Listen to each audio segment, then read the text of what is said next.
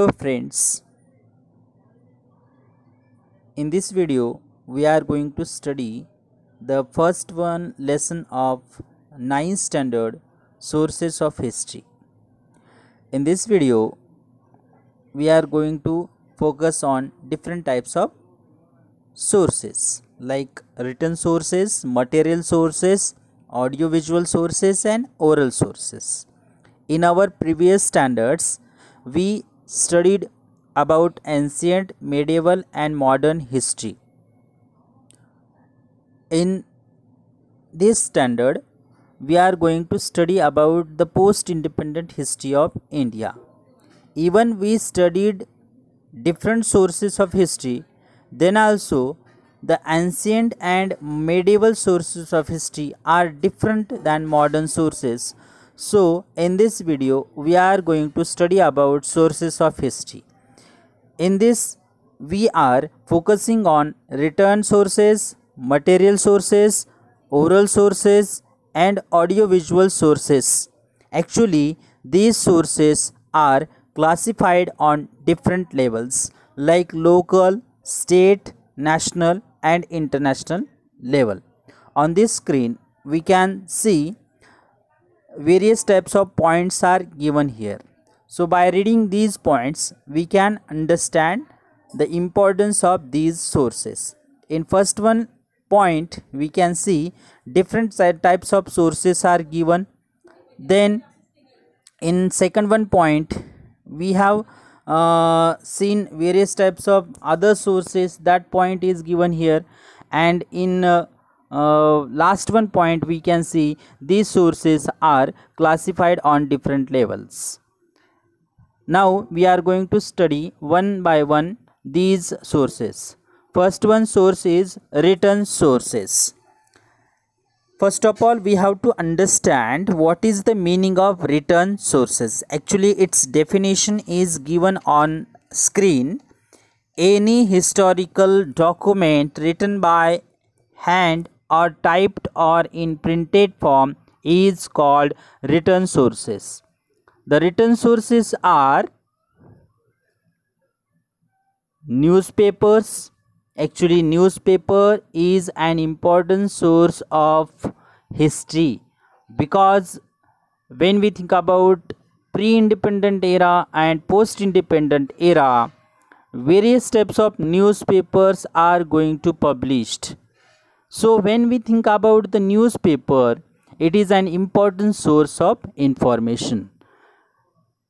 Then periodicals. Actually there are various types of periodicals are also published, so far as it is also important source. Then diaries, reference books are also there. Correspondence, different types of letters we can see which are written by some kings, or some letters are preserved which are written by pre-independent government or British people, they have written in their time. So that type of letters are also important source of information. Then documents in archives. Actually some important documents are preserved in archives, so this is also important source. Government gadgets, postage stamps and encyclopedias. These are the important sources of history. Now we are focusing our attention on first one source that is most important for our history, that is newspaper. Here in first one point we can see newspapers are considered the fourth pillar of democracy in the modern period. Actually in modern period we can consider the newspapers are the fourth pillar of our democracy, so that it is an important source of information in post-independent era. In 1961 to 2000, newspapers were important source, and these were important for democracy also. Actually, these newspapers had not option at that time, but after modernization, after development, various types of sources came in vogue. So far as some people, they thought that its important will decrease, but even in the period of electronic media, newspapers are important source. See, through newspapers, we can get information about national and international affairs, politics, arts, sports, literature, and social and cultural affairs.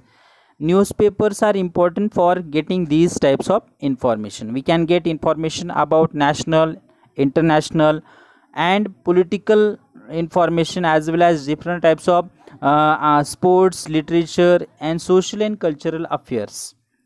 Many newspapers are published on regional levels also, because there are some national newspapers, and those national newspapers, they publish their edition from regional level also, in regional languages also. Then India 2000. Actually, India 2000, it is a book which is written by, or which is published by, the Information and Broadcasting Department of India. Actually, this book is considered as a reference book for history, because in that book, our Information and Broadcasting Department wrote various types of information, so far as it is considered as an important source of history also. Now we have to understand which type of content, which type of information is published, or which is included in that book, that we have to understand.